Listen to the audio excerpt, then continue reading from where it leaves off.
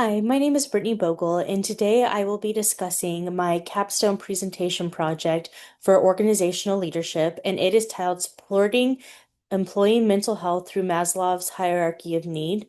And the reason that I chose this topic is because I've struggled with mental health for about a decade now. I deal with deep depression.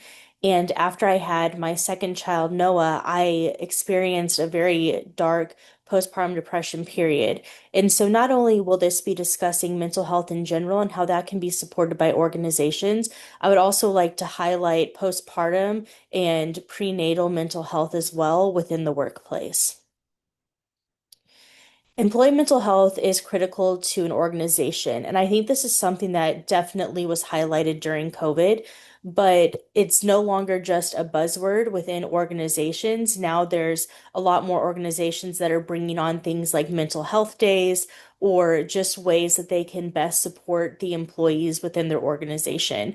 When employee mental health isn't at its best, see a decrease in profitability, in productivity, and we see an increase in burnout within our employees. This can result to absenteeism and just overall reduced productivity of the entire team. And this is even more extensive when it's within a small business organization.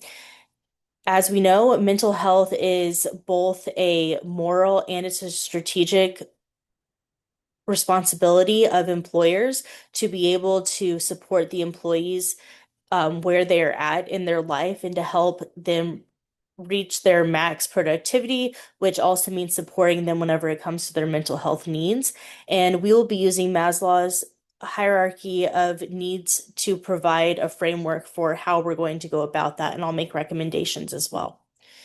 For Maslow's hierarchy of needs, there's physiological needs such as pay, working conditions, safety needs, job security, psychological safety within the workplace, belonging, so needs of inclusions and relationships, and that can be done within the workplace as well. It's not just only their outside social life, it's do they really feel that they are part of the team within the organization.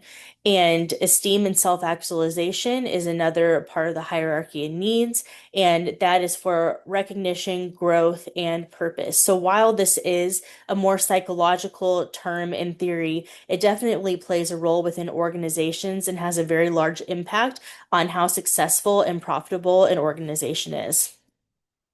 Mental health is directly correlated with performance of employees. If there's bad mental health, it's going to be harder for our employees to work their best, to come up with better ideas and innovation, and just to perform at a more productive rate. Um, Presenteeism, so showing up but not really being able to do the work that they need, costs a lot more than absenteeism because there can actually be more damage done by making somewhat silly or more extreme mistakes while at work because their head is just not there.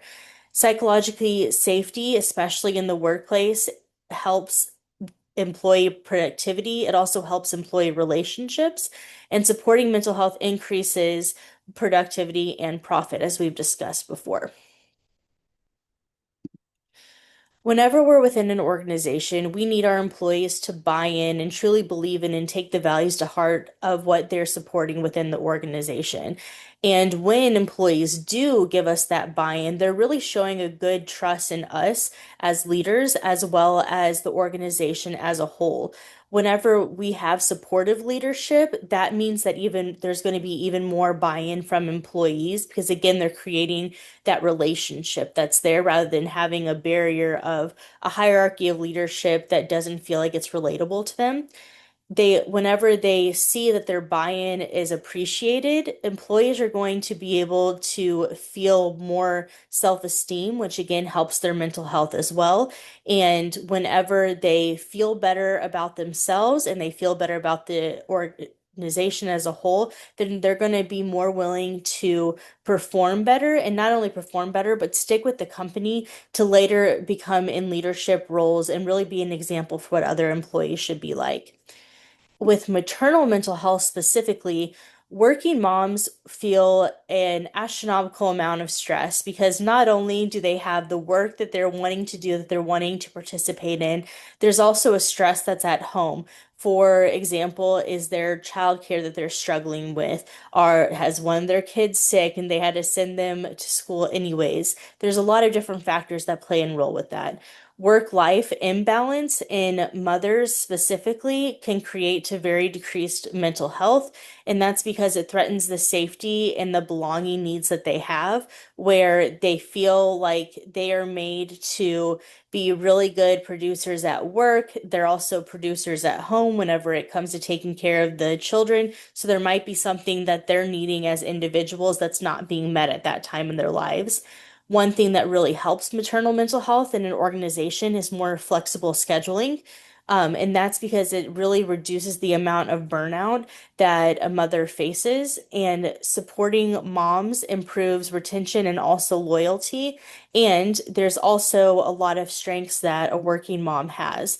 The first is that they have a high emotional intelligence. And as we are finding out, emotional intelligence is one of the most important things within a workplace because it helps create a very safe, supportive, more innovative team is whenever everybody feels that they are seen and heard, and mothers help bring that to the table. They're very strong with multitasking and are able to adapt in situations. Whenever tensions are high, mothers are sometimes the people that get the less anxious in those situations because let's be honest, their whole life is kind of up in shambles once you have kids. You never really know how things are going to go. So they're much more flexible within their work.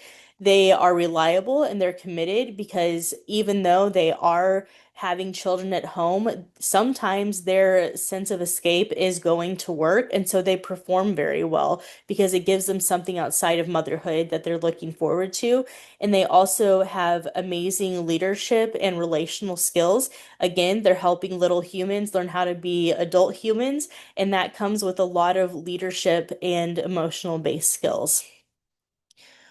Whenever mental health is brought up in organizations, of course, now many more people are jumping on board, but there are some constraints that small businesses in specific have. And that's because if one person is off, it really does affect the entire team. If one teammate is absent for the day, the whole team feels that impact. Sometimes there's limited staffing at these organizations, and there's also smaller financial resources available to help maintain the mental health care that you're seeing at larger organizations. It is difficult to implement mental health policies that are across the board, again, because there's less people that are there to do one job. So if one person's out, another person's doing two jobs. And another thing that it can create as a stressor within small businesses to try to have mental health resources is that their viability, because some small businesses can't afford to give the mental health support that other organizations do. As a leader, my recommendations is to, whenever possible, support the mental health and safety and trust of employees, and that's whether it's small business or a large organization.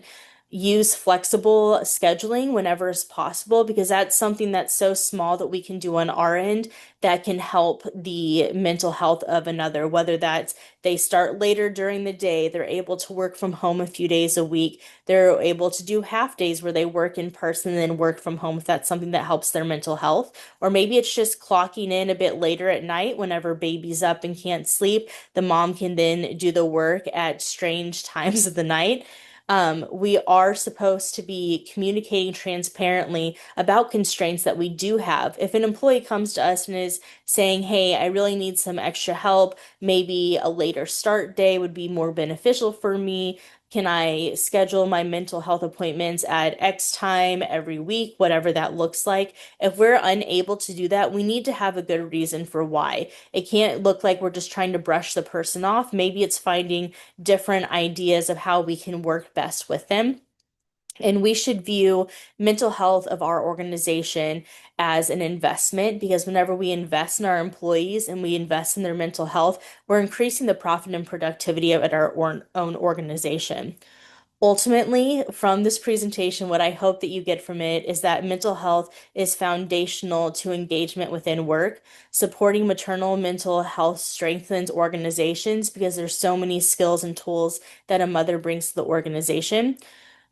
This framework connects well-being to outcomes within an organization, and effective leadership drives sustainable success. And here are all my resources. Thank you.